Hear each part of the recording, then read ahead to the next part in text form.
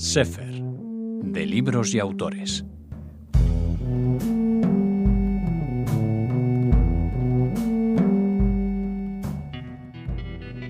Ya habrán reconocido a nuestro invitado de hoy, el cazador cazado, Fernando Rivas Mejías. Bienvenido a Radio Sefarat, a tu casa.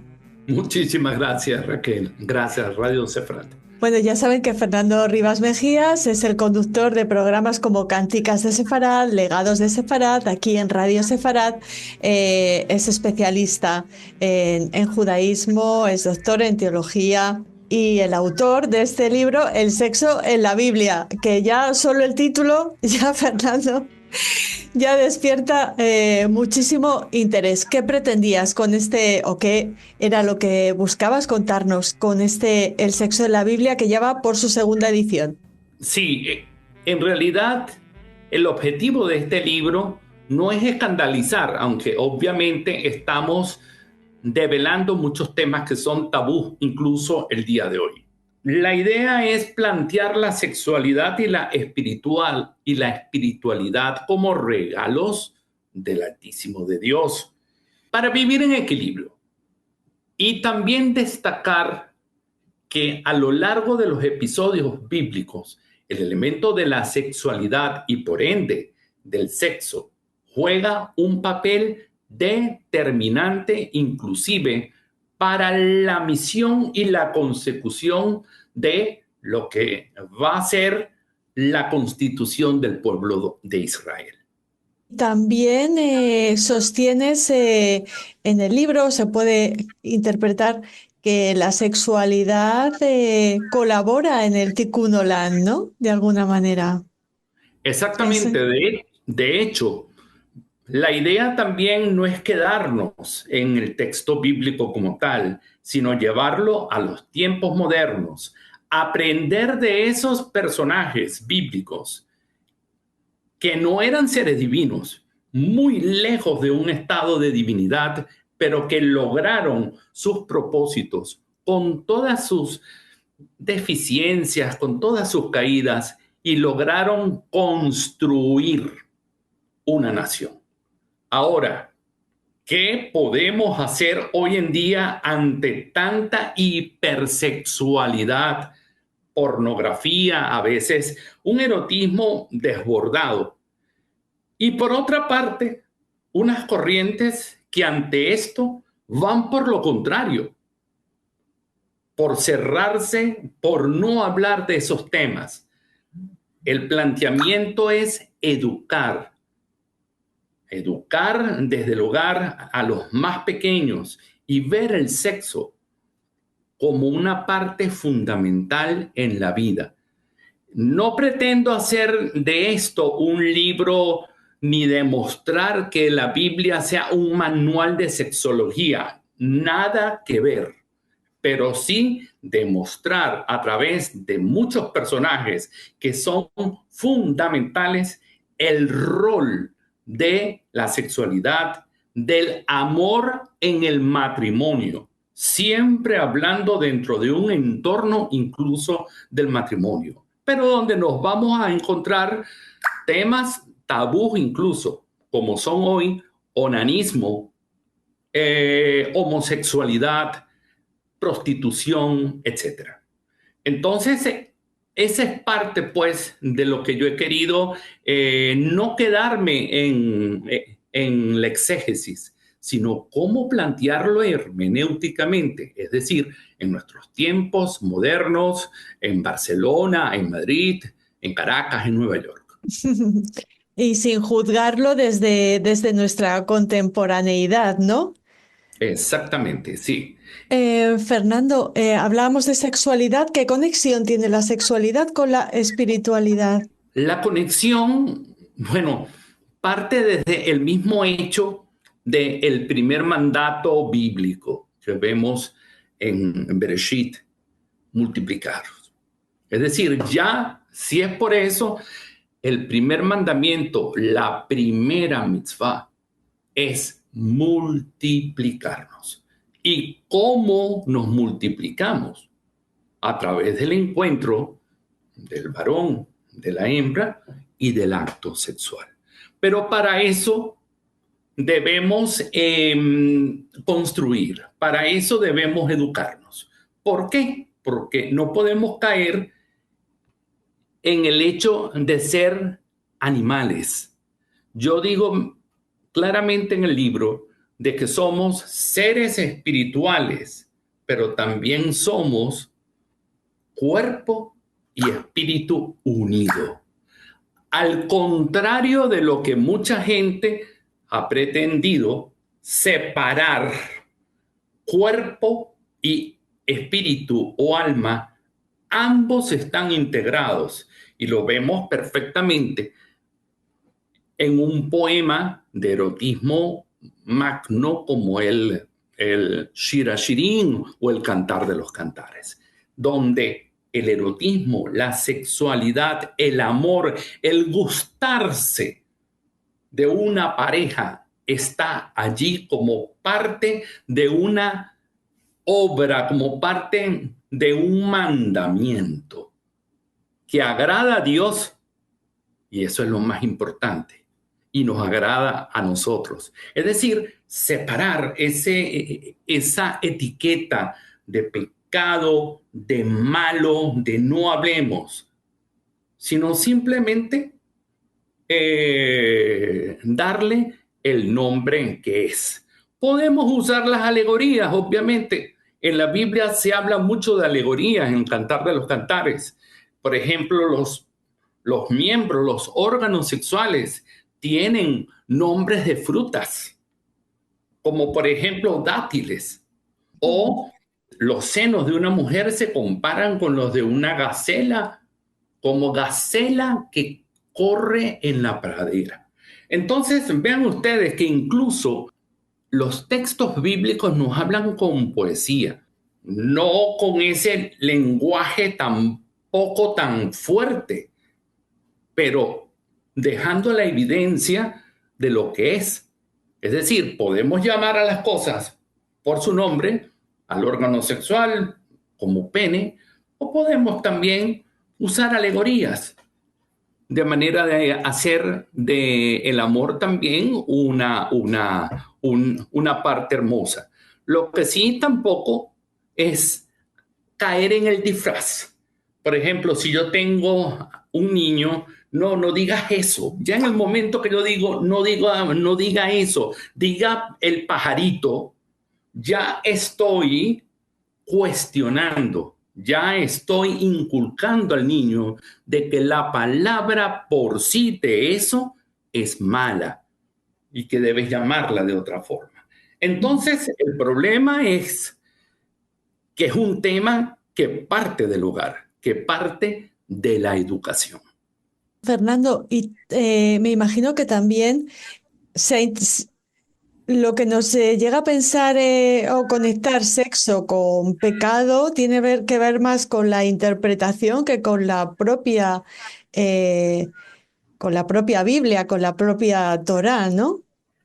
Por lo Sí, que comentas en el libro, me parece que quieres insistir en ese aspecto, las traducciones, el puritanismo, no sé, la intervención humana, ¿no? Sobre el texto también. sí, por ejemplo, te pongo el caso de Tamar con Onán. Aquí vemos un problema que se va a ir presentando, que es el levirato. Ya hoy en día el levirato como tal no existe, pero sirvió en una época para dar seguridad a la mujer que quedaba sola por quedar viuda. Pero aquí vemos un comportamiento egoísta de parte de Onán que no quiere que su nueva esposa tenga una gestación. Es decir, no quiere tener hijos con él. ¿Qué es lo que hace? Apela a lo que conocemos hoy en día como coitus interruptus. Por tema de traducción, principalmente del mundo cristiano, ya al traducir los textos del hebreo al latín o al griego, yo ya empiezo a veces a manipular y a querer cambiar en función de la filosofía o en función de mi interés religioso. Dentro de la concepción cristiana siempre se ha denominado onanismo como la condenación a la masturbación. Y por lo tanto hay una deformación, porque no es Onán que se estaba masturbando. Era un acto egoísta de no querer consumir el acto amatorio con quien es su mujer. Y es por eso que Dios lo castiga con la muerte. ¿Cuál es la interpretación o el interés por el lado cristiano? El lado cristiano exalta un hombre espiritual separado del cuerpo. Y si el hombre logra separar la carne del espíritu, se eleva espiritualmente más. Es decir, es un hombre perfecto. Y por lo tanto, deja la opción del celibato. Lo dice claramente el apóstol Pablo. Hay la opción de el hombre casado y el hombre célibe. Esto dentro del judaísmo no es una forma de vida. Obviamente se han visto el caso en un tiempo principalmente en la época de los profetas que vivían célibes. Pero no es una práctica común del judaísmo. Mientras que en el cristianismo sí se materializa esto del hombre célibe. Si tú eres célibe y tienes necesidad de índole sexual, no te toques. No empieces a manipularte allí, porque entonces el hombre espiritual se vuelve carnal. Fernando, y denomina esto masturbación. ¿Y cómo se entiende la homosexualidad femenina, en la que no hay una intervención de ese semen sagrado, consagrado a la fecundidad? ¿Y cómo es la sexualidad de las mujeres en la Biblia? ¿Cómo se nos muestra las mujeres judías y las que no lo son?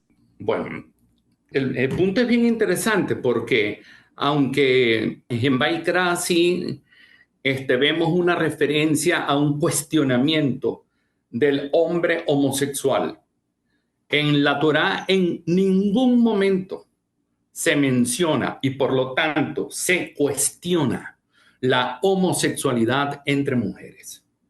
Muy probablemente por ese tema del cual tú me estás tocando, que es el del semen como un elemento sagrado que no debe desperdiciarse.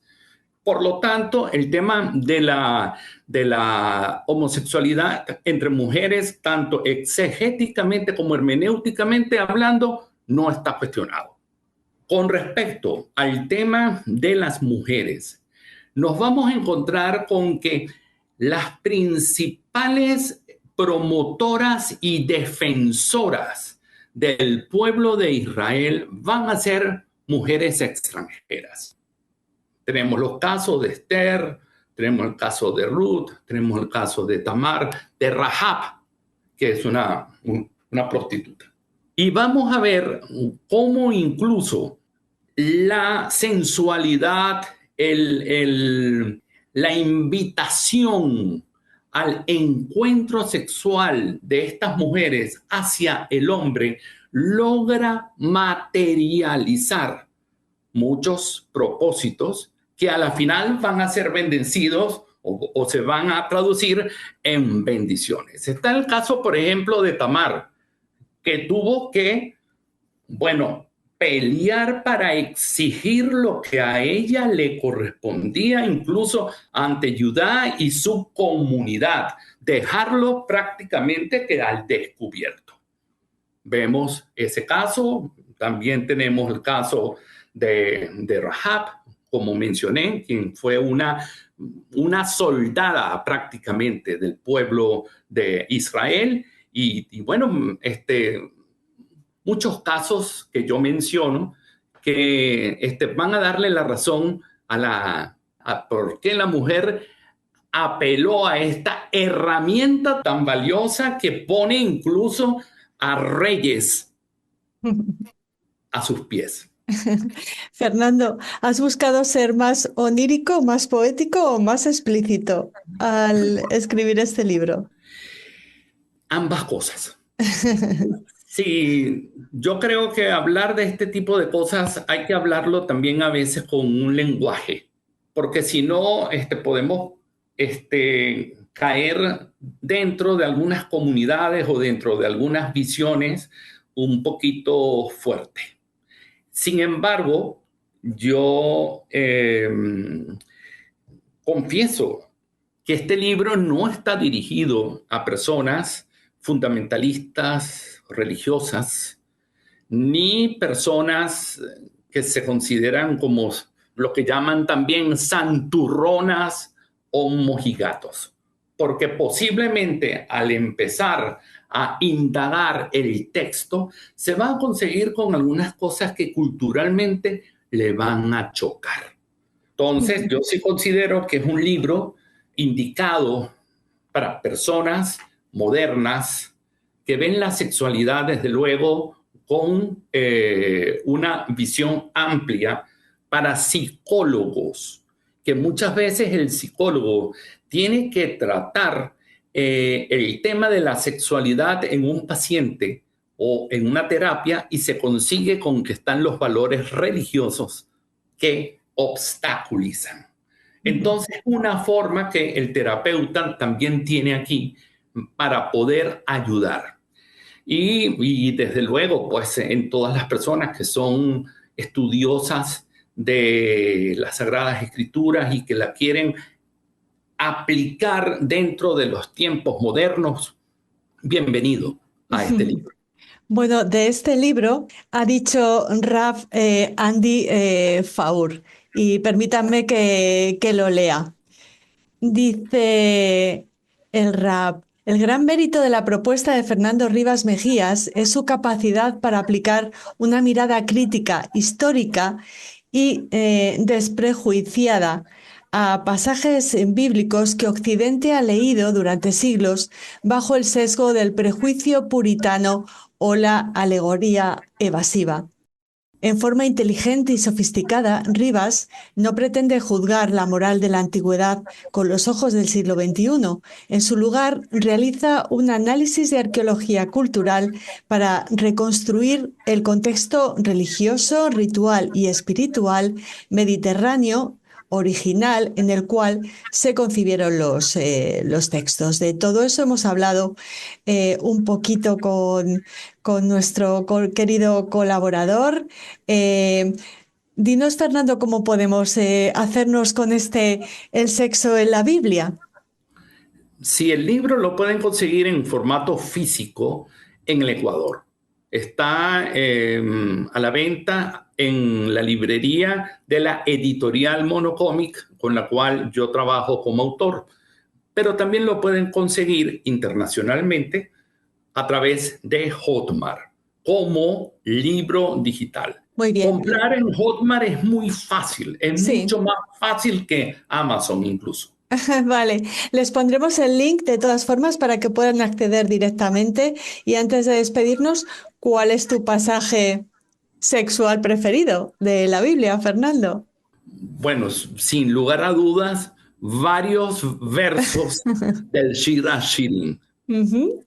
¿Nos quieres decir uno o no? O invitamos a los oyentes a que lean El Cantar de los Cantares y el sexo en la Biblia de Fernando Rivas Mejías. Uno que a mí me encanta, que es el de tus pechos son como dos dátiles. Exactamente.